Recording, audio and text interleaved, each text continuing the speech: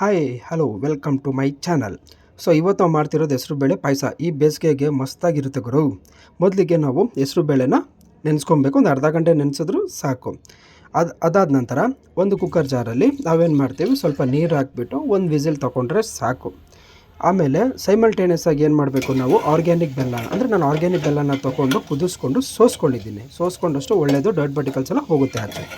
So ಅದಾದಮೇಲೆ ಬೇಯಿಸ್ಕೊಂಡಿರೋಂತಹ ಇದಕ್ಕೆ ನಾನೇನು ಮಾಡಿದೆ, ಹೆಸರುಬೇಳೆಗೆ ನಾನು ಸ್ವಲ್ಪ ಒಣಕೊಬ್ಬರಿ ಮತ್ತು ಏಲಕ್ಕಿನ ಹಾಕಿ ರುಬ್ಕೊಂಡೆ. ನೀವು ತುರ್ಕೊಂಡ್ಲೂಬೋದು ಅಥವಾ ರುಬ್ಕೊಂಡ್ಲೂಬೋದು.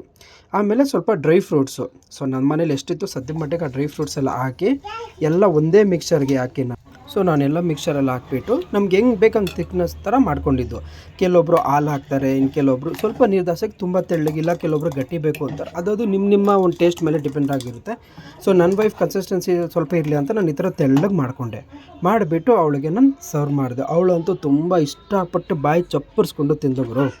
ಹಾಗಾಗಿ ಈ ಥರ ಮಾಡಿ ಹೆಂಡ್ತಿಯವ್ರನ್ನ ಖುಷಿಪಡಿಸ್ಬೇಕು. Thanks for watching. ಸಬ್ಸ್ಕ್ರೈಬ್ ಮಾಡಿ, ಕಮೆಂಟ್ ಮಾಡಿ, ಲೈಕ್